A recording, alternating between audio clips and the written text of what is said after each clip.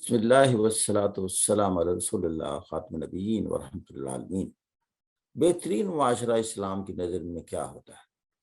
بہترین معاشرے کو آج کل کی ٹرمینالوجی میں ہم کہتے ہیں وہ ایک سٹیبل سوسائٹی ہوتی ہے، بڑا بیلنسڈ اور متوازن معاشرہ ہوتا ہے۔ یہ بیلنس اور توازن معاشرے میں کیسے پیدا ہوتا ہے؟ یہ پیدا ہوتا ہے جب معاشرہ استحصال سے پاک ہو، جب معاشرہ انصاف پر مبنی ہو، جہاں معاشرے میں یہ اس قسم کی تفریقات نہ ہوں۔ تفریقات کس قسم کی؟ نسل کی بنیاد پر تفریقات، امتیازات ہوں، زبان کی بنیاد پر کوئی امتیاز، جینڈر کی بنیاد پر کوئی امتیازات ہوں، یا کسی آپ کا کوئی جغرافیائی جو اوریجنس ہیں ان کو پیش نظر رکھا گیا ہو، یا دولت کو معیار بنایا ہو، یعنی عزت تقسیم کرتے ہوئے ان چیزوں کو پیش نظر رکھا ہو۔ آپ نے کہا یہ معیار نہیں ہے عزت تقسیم کرتے ہوئے۔ عزت تقسیم کرتے ہوئے ایک ہی معیار ہے، وہ ہے کہ وہ شخص خدا کے تابع کتنا ہے۔ اس کو کہا گیا کہ وہ تقوی میں کہاں ہے، متقی کتنا ہے۔ اس نے اپنے آپ کو اللہ خالق کائنات کے سپرد کیا ہوا ہے، اس کی غلامی میں دیا ہوا ہے، اس کو آقا مانا ہوا ہے۔ اس کے تمام عمل، قول، افعال سارے کے سارے اس چیز کے ضامن ہوتے ہیں کہ وہ خود سے تو کوئی کام کر ہی نہیں رہا، اس کے اندر تو خدا کی جھلک ہے۔ اللہ تعالیٰ نے گارنٹی دے دی، میں یطیع رسول فقد اطاع اللہ، جس نے رسول کی اطاعت کی اس نے گویا کہ اللہ کی اطاعت کی۔ یہ ہے بنیادی تصور، کیونکہ اصل قانون، اصل فرما روائی کائنات میں تو خدا کی قائم کرنا ہے۔ اسلام کیا ہے؟ خالق کائنات کی فرما روائی کو قائم کرنا۔ اور ابتدا کیسے اللہ کرتا ہے؟ پہلے رسول کے ذریعے فرما روائی کو قائم کرتا ہے۔ رسول بہترین کس کس خصوصیات کا حامل ہوتا ہے؟ بہترین باپ ہوتا ہے، بہترین منصف ہوتا ہے، بہترین کمانڈر ان چیف ہوتا ہے، بہترین ایگزیکٹو ہوتا ہے، چیف ایگزیکٹو ہوتا ہے، اور بہترین قانون ساز بھی ہوتا ہے۔ گویا کہ یہ تینوں خصوصیات جو اسٹیٹ کی کہتے ہیں ہم کہ لیجسلیچر، ایگزیکٹو اور جوڈیشری، ان تینوں اسٹیٹ میں رکھ کر ہمارے نبی کو پرفارم کر کے دکھایا تاکہ نمونہ ہو جائیں۔ چونکہ آپ نے اپنی سیاسی، معاشرتی اور اقتصادی جب زندگیاں ڈالنی ہے کسی پیرائے میں تو آپ کے لیے ایک نمونہ ہونا چاہیے۔ مشاورت کا اس میں عمل دخل کتنا ہو، وہ آپ کی ذات سے تمام چیزیں ریفلیکٹ ہوتی ہیں۔ آپ نے بتایا کہ ہاؤ ٹو لیجسلیٹ، آپ نے بتایا کہ قانون قرآن کی روشنی میں قائم کرنا ہے، اس لیے کہ قانون کا ماخذ اسلامی نظام حیات میں خالق کائنات ہے۔ دیکھیں، اللہ براہ راست انسانوں سے مخاطب نہیں ہوتا، اس نے کہا میں مخاطب ہوتا ہوں اپنے نبی کے ذریعے۔ تو یہ جو نبی کے ذریعے خطاب ہے انسان کے ساتھ، اس کو ہم کہتے ہیں تصور رسالت۔ اللہ پیغمبر بھی کہتا ہے، پیغام بر، کہ میرا پیغام آپ تک پہنچانے والا ایک بہترین واسطہ، ایسا واسطہ جو اس میں کوئی اونچ نیچ، کوئی تفریق اور کوئی تبدیلی نہیں کرتا۔ رسول کا مقام کیوں بلند ہو جاتا ہے؟ اس لیے کہ ان کی زندگی میں کوئی خامی ہوتی نہیں، کیونکہ جو اللہ نمونہ تخلیق کرنا چاہتا ہے، خلیفۃ الارض جس طرح اس نے آدم کو بنا کر اس میں وہ خصوصیات چاہیں، وہ ساری کی ساری خصوصیات بدرجہ اتم رسول میں موجود ہوتی ہیں۔ ہمارے رسول صلی اللہ علیہ وسلم چونکہ آخری نبی ہیں، جو انبیاء کی ایک چین آ رہی ہے، اس چین کا ایک انجام ہو جاتا ہے، اختتام ہو جاتا ہے، تو لہذا آپ کو ٹائٹل دیا خاتم النبیین۔ آپ ہیں نبیوں کے اس سلسلے کو ختم کرنے والے۔ اگر ختم کرنے والے تھے تو گویا کہ دین کی تکمیل بھی وہی مقصود تھی، تو لہذا پھر آپ ہی کے ساتھ کہہ دیا الیوم اکملت لکم دینکم، آج میں نے اپنا دین مکمل کر دیا۔ وہ طرز حیات جو میں چاہتا ہوں اس معاشرے میں پھیلے، یا جس کے تابع آپ نے زندگیاں گزارنی ہیں، تو وہ طرز حیات، وہ طرز فکر جس میں یہ تمام چیزیں موجود ہیں۔ جیسے میں نے نبی کے بارے میں بتایا نا کہ نبی تو آپ کی زندگیاں سنوارتا ہے، تو اللہ تعالیٰ اصل میں ایک سٹیبل سوسائٹی کے قیام کے لیے اس نے سارا یہ سلسلہ کیا کہ انسان کو، تمام موجودات کو، حیوانات کو، نباتات کو، جو بھی تخلیق کیا، اب ایک بیلنس اور توازن کا قائل ہے۔ اس کو میں کہتے ہیں اسلامک ایکو سسٹم۔ اس ایکو سسٹم کو وہ ڈسٹرب ہوتے پسند نہیں کرتا۔ اسلامک ایکو سسٹم صرف یہ نہیں ہے کہ انسان، حیوانات، نباتات جو ہم اپنی بایولوجی میں ڈسکس کرتے ہیں یا جغرافی میں ڈسکس کرتے ہیں ایکو سسٹم کو، کہ یہ جب ایک توازن کے ساتھ میوچل کو ایگزسٹنس کے پیرائے میں جب جینا سیکھتے ہیں تو وہ ایک بیلنسڈ اور ہیلدی ایکو سسٹم قرار پاتا ہے۔ لیکن اسلامک ایکو سسٹم یہ ہے کہ آپ نے جو انسان ہے یہ بھی ایک دوسرے پر ظلم نہیں کریں گے۔ ظلم کا مطلب کیا ہوتا ہے؟ حد کو کراس کرنا، حدود سے آگے نکل جانا۔ یہ مسلمان جو ہیں، یہ انسان ہے، یہ آپس میں بھی حدود کراس نہیں کرے گا، اور اس کا جو بیلنس میں نے حیوانات اور نباتات سے رکھا ہے اس کو بھی بیلنس کو ڈسٹرب نہیں کرے گا کہ ان کی اپنی زندگیاں ڈسٹرب ہو جائیں یا متاثر ہو جائیں۔ یہاں وہ اس ایکو سسٹم کا قائل ہے، اور تبھی اس نے کہا کہ جنگ بھی ہو رہی ہو تو آپ نے دشمن کی نہ فصلیں تباہ کرنی ہے نہ ان کے درخت اکھاڑنے ہیں، کیونکہ انسانیت کے لیے پیدا ہوئے ہیں نباتات، وہ درخت۔ اس کو اس اینگل سے نہ دیکھو کہ یہ مسلمان درخت ہے، یہ جو کافر درخت ہے۔ وہ خالق کائنات کی منشا سے تخلیق ہوا اور وہ انسانیت کی خدمت کے لیے ہوا، کیونکہ جو اللہ کا تصور ہے وہ گلوبل کانٹیکسٹ میں ہے، انسانیت کے کانٹیکسٹ میں ہے۔ وہ صرف مسلمانوں کے لیے نہیں اترا جو یہ طرز حیات ہے، یہ طرز حیات تمام اقوام کے لیے ہے، اس لیے کہ خاص بیلنس میں ان کو رکھتا ہے۔ ان کو کہتا ہے کہ آپ کو اتنی فریڈم تھاٹ اور ایکسپریشن دیتا ہے کہ آپ اگر اللہ کے مخالف بھی نظریات رکھتے ہیں، آپ کو جینے کا حق آپ سے نہیں چھینتا۔ جینے کا حق اس وقت چھینتا ہے جب یہ حق آپ کسی اور کا چھینے۔ لیجسلیچر کی جب میں نے بات کی ہاؤ ٹو لیجسلیٹ، ایک تو بتا دیے کہ یہ قوانین ہے، یہ ہے نص قرآن، انجنکشنز آف قرآن انہیں کہتے ہیں، اور پھر ان کی وضاحت میری اپنی زندگی سے آپ کو نظر آ رہی ہے، اس کو کہتے ہیں تفسیر قرآن۔ حضور کی زندگی تفسیر قرآن ہے۔ لیکن اگر ایک ایسی چیز، چونکہ اس کو فار ایور رہنا تھا، اب نبی تو آئندہ آنا نہیں تھا، اس کو ہمیشہ دوام اور زندگی کیسے عطا کی جائے اس اسکول آف تھاٹ کو، تو فرمایا اجتہاد کا تصور دیکھے گئے، ریکنسٹرکشن، ری بلڈنگ، اور اس کو ایور گرین اور ایور لاسٹنگ بنانے کے جو انداز تھے وہ تھا واقعہ بہت بڑا۔ کہ جب حضرت معاذ ابن جبل کو یمن کا گورنر یا قاضی عامل بنا کر بھیجا تو یہی سوال کیا کہ معاذ یہ بتاؤ وہاں فیصلے کیسے کرو گے؟ تو انہوں نے کہا کہ میں قرآن کی روشنی میں کروں گا، کیونکہ ہمارے لیے سب سے بڑا قانون کا ماخذ کیا ہے؟ وہ قرآن مجید ہے، کیونکہ براہ راست اللہ کے الفاظ ہیں۔ دوسرا کہ معاذ عین ممکن ہے کہ اس مسئلے کی اس طرح وضاحت یا رہنمائی آپ قرآن سے نہ پائیں، تو انہوں نے کہا کہ میں آپ کی زندگی، آپ کے اعمال، افکار اور آپ کی احادیث سب کو پیش نظر رکھتے ہوئے فیصلہ کروں گا۔ پھر فرمایا اگر کوئی ایسی مثال میرے سامنے بھی آپ کے سامنے نہ آ سکی ہو، تو پھر انہوں نے کہا کہ میں قرآن اور نبی کی زندگی کو سامنے رکھتے ہوئے اپنے ذہن کو استعمال کرتے ہوئے اس کا فیصلہ کر دوں گا، اپنی بصیرت اور وزڈم جو اسلام نے میری پیدا کی ہے، اور اس میں بنیاد تو ایک ہی ہے، استحصال سے بچانا ہے اور معاشرے کو توازن میں رکھنا ہے، تو میں پھر وہ فیصلے کر دوں گا۔ تو حضور نے فرمایا بالکل درست۔ تو یہ تھا گویا کہ ایک اجتہاد کا کانسیپٹ۔ یہ ہے کہ لا گیور، جب ہم کہتے ہیں کہ he was the greatest law giver, اور دنیا کے بڑے بڑے ممالک میں ان کو ریفر کیا جاتا ہے as a one of the greatest law givers on this globe.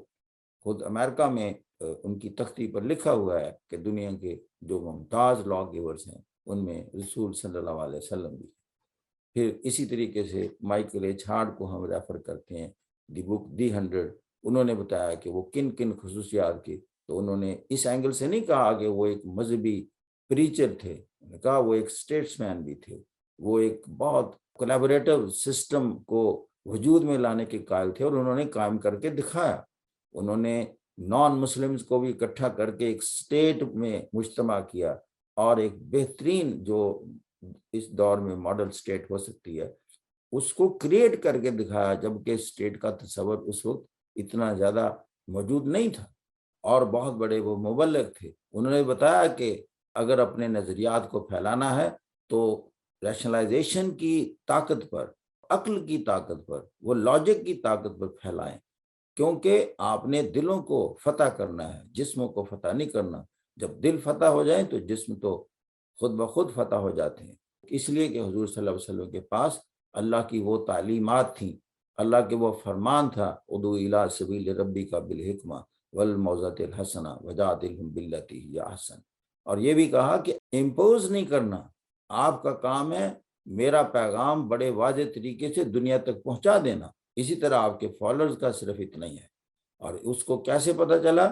جب قرآن کے وہ الفاظ آتے ہیں وما علی الرسول الا البلاغ المبین، رسول کا کام تو اللہ کے پیغام کو بین طریقے سے، واضح طریقے سے لوگوں تک پیش کر دینا۔ تو سٹیبل، جیسے میں نے کہا، الٹیمیٹ آبجیکٹو اگر آپ سے پوچھا جائے، الٹیمیٹ آبجیکٹو اسلام کا ہے ایک سٹیبل سوسائٹی کا قیام۔ اور سٹیبل سوسائٹی کیا ہوتی ہے؟ اب دیکھیں، سٹیبل سوسائٹی 3 خصوصیات کی حامل ہوتی ہے۔ موجودہ دور میں جو سوسائٹی سٹیبل نہیں ہے، ان کانفلکٹ اور کلیش ہیں اور ان میں امن نہیں ہے، سول سٹرائکس میں مبتلا ہیں، وہ ان چیزوں سے محروم ہوتی ہیں، جو 3 چیزوں سے جو میں بتانے لگا ہوں۔ اور یہ 3 چیزیں حضور صلی اللہ علیہ وسلم نے اپنی حیات مبارکہ میں قائم کر کے دکھائیں، اور اسی کی تبلیغ کی، اور اسی کے لیے آئے، اور اسی کے لیے اللہ تعالیٰ نے سارا نظام بنایا اور انبیاء کی ایک چین معاشرے میں بھیجی کہ یہ 3 چیزیں پیدا کرو اگر تم چاہتے ہو کہ پرامن معاشرہ تشکیل پائے۔ یہ وہ 3 چیزیں ہیں جو کہ یونائٹڈ نیشنز کے ہیومن رائٹس چارٹر بھی اس کے قائل ہیں، جو دنیا کا کوئی بھی ملک اس کو نگیٹ نہیں کر سکتا، جو میں بتانے لگا ہوں، سب اس سے ایگری کرتے ہیں، اور یہ روح اسلام ہے۔ پہلی بات یہ ہے کولیبریٹو سسٹم قائم کرنا ہے، اپنے سے مخالف نظریات کے حامل شخص کو جینے کا حق دینا ہے۔ آ گیا نا کولیبریٹو سسٹم؟ جامعیت کتنی آ گئی؟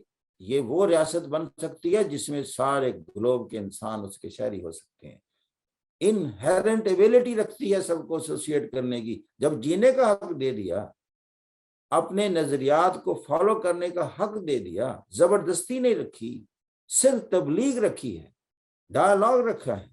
اور دوسری، اپنے معاشرے کی تشکیل انصاف پر کرنی، کسی کے ساتھ ظلم روا نہیں رکھنا۔ انصاف کسے کہتے ہیں؟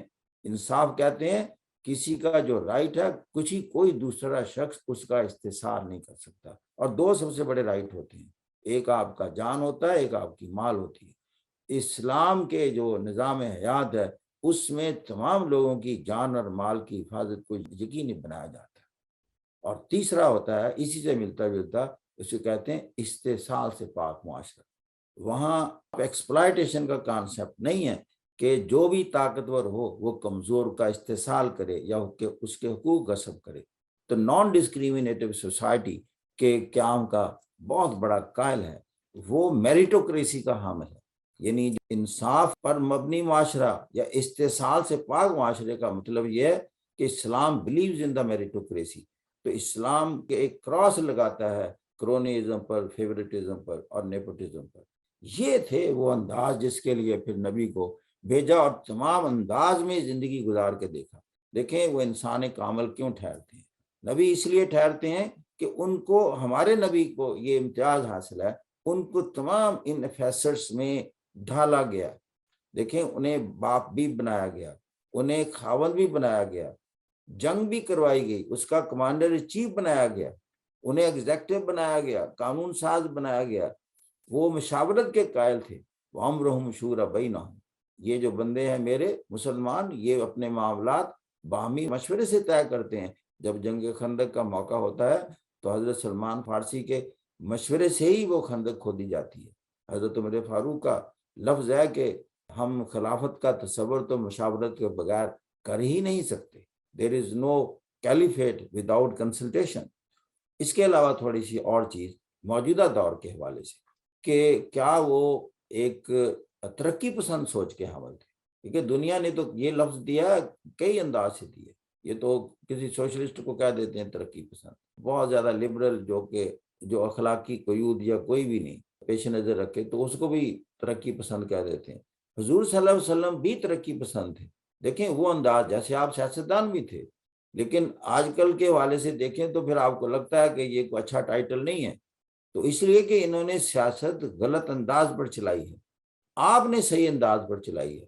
آپ ایک اسٹیٹس مین تھے، آپ مختلف خالف جو قوم کہہ لیں، خالف کمیونٹیز کہہ لیں، ان کے ساتھ آپ معاہدے کرتے تھے، کووننٹس ہم کہتے ہیں، اور ان معاہدوں کی تکمیل کے قائل ہوتے تھے، معاہدہ نہیں توڑتے تھے۔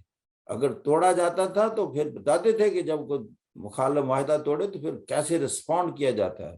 یہی صلح حدیبیہ کا معاہدہ جب ٹوٹتا ہے تو کفار توڑتے ہیں، اور پھر آپ کیسے اس کا رسپونڈ کرتے ہیں اس قبیلے کے حق میں جس قبیلے کے ساتھ ظلم روا رکھا گیا ہو۔ یعنی بہادری کے انداز بھی دیکھیں کہ اگر ہمارے کوئی ساتھی قبیلہ ظلم کا شکار ہوا ہے تو اس کی خاطر جنگ کرو، اس کے غصب شدہ جو حقوق ہیں اسے واپس لوٹاؤ۔ تو میں بات کر رہا تھا کہ ترقی پسند تھے، ترقی پسند سے کیا، وہ تعلیم کے بہت قائل تھے۔ یعنی آپ کا وہ فیسٹ ہم کہتے ہیں، آپ کا پرو ایجوکیشن سٹانس، وہ بڑا مشہور واقعہ ہے جنگ بدر میں جو قیدی آئے کفار کے، ان میں لکھنے پڑھنے کی ایبلٹی تھی، تو ان کو کہا کہ آپ کو قید سے آزاد کر دیں گے اگر آپ اتنے مسلمانوں کو لکھنا پڑھنا سکھا دیں۔ گویا کہ ability to read and write کے قائل تھے۔ حضور صلی اللہ علیہ وسلم ایچ آر ڈی کے بہت قائل تھے۔ ایچ آر ڈی کی بنیاد ہوتی ہے ایجوکیشن سے، تعلیم سے۔ ساری چیزیں آپ نے سیکھی ہیں اللہ سے، اللہ تعالیٰ نے سکھائی ہیں۔ جیسے پہلا لفظ ہی آتا ہے اقرا، پڑھیے، آپ نے فرمایا میں نہیں پڑھنا جانتا، کہا آپ کو سکھا دیا جائے گا۔ تو پہلی آپ کی تعلیم و تربیت کیسے ہوئی؟ خالق کے کائنات نے براہ راست کی، اور پھر اس کو کتابت میں لائے، مقرر کیا کاتب وحی تاکہ اس چیز کو تحریر میں لایا جائے۔ یہ کتنی بڑی بات ہے۔ یعنی ہمارے دین کی ابتدا پہلے سمجھنے سے، پھر اس کے بعد اس کو تحریر میں لانے سے ہوئی، وہ کتاب بن گئی، وہ کتاب جسے ہم قرآن مجید کہتے ہیں۔ اس دور میں پریس نہیں تھا، مختلف انداز سے لکھی گئی، بکھری ہوئی تھی، سب کو اکٹھا کیا گیا۔ اب چونکہ اللہ تعالیٰ کے الفاظ تھے، بہت قیمتی الفاظ تھے، تا قیامت رہنے تھے، نبی تو کوئی اور آنا نہیں تھا، شریعت تو کوئی اور آنی نہیں تھی، تو پھر اللہ نے ایک چیز کو ضروری سمجھا، اس کی حفاظت کیسے کی جائے، وہ اللہ نے اپنے ذمے لے لی۔ اور خالق کائنات نے ذمہ لی ہوئی ہو اور اس میں کوئی تبدیلی ہو جائے تو ممکن ہے نہیں، اسی لیے آج تک کوئی تبدیلی نہیں ہے۔ خواہ ملیشیا چلے جائیں، انڈونیشیا چلے جائیں، آپ موراکو میں ہوں یا آپ سورینام میں ہوں، ایک ہی قرآن مجید ہے، زیر زبر کا فرق نہیں ہے۔ کیوں نہیں؟ کہ وہ اللہ کا وہ الفاظ ہیں، اِنَّا نَحْنُ نَزَّلْنَا الذِّکْرَ وَإِنَّا لَهُ لَحَافِظُونَ، ہم ہیں اس قرآن کو نازل کرنے والے اور ہم اس کی حفاظت کرنے والے۔ حفاظت کر کے دکھا دیا نا۔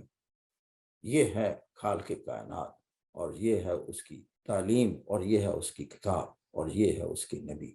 کتنے کھڑے، صاف، بہترین، مضبوط، اور ایک ایسی سٹیٹ کا، ابھی میں نے اس کے پلرز آپ کے سامنے رکھے ہیں، ابھی تک دنیا میں کوئی سٹیٹ نہیں دعویٰ کر سکتی جو ان پلرز پر اسی طرح استوار ہو جس طرح خالق کائنات چاہتا ہے۔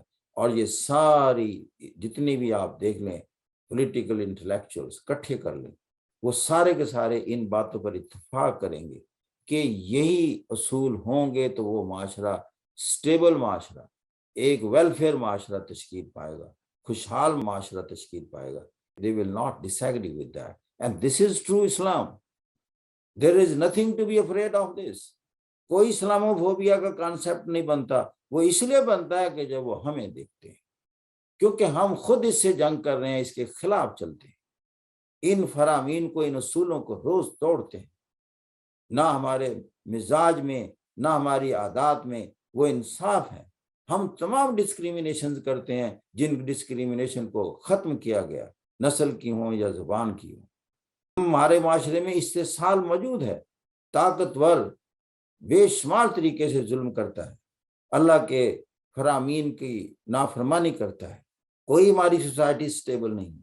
ہماری سوسائٹی مسلمانوں کی کیا ہے؟ چند ایک ریچولز کا نام ہے، نماز ہے لیکن روح نماز سے آری ہے، حج ہیں جو روح حج ہے اس سے وہ آری ہے، شاید روزے بھی رکھ رہے ہیں لیکن جو اس کی صحیح روح ہے، اسپرٹ ہے، جو روزہ انسان کی ذہنی نشو و نما کرنا چاہتا ہے، اس کے اعمال میں کچھ تبدیلیاں لانا چاہتا ہے، وہ لانے سے قاصر ہے۔ اور جب وہ اسے سجدہ کرواتا ہے، اس سجدے کے بعد جس طرح کا بے خوفی اس میں ڈالنا چاہتی ہے کہ وہ ایک سجدے کے بعد تمام سجدے بند کروا دیتی ہے، جسے ہم کہتے ہیں وہ ایک سجدہ جسے تو گراں سمجھتا ہے دیتا ہے 1000 سجدوں سے آدمی کو نجات۔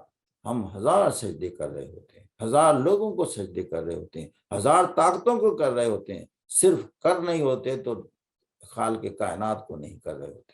اس کے آگے جھک گئے تو پھر جھکاؤ بند ہو جاتے، پھر معاشرتی طاقتیں اس کے سوچوں پر اثر انداز نہیں ہوتی، نہ اس کے فیصلوں پر اثر انداز ہوتی ہیں، وہ ڈٹ جاتے ہیں۔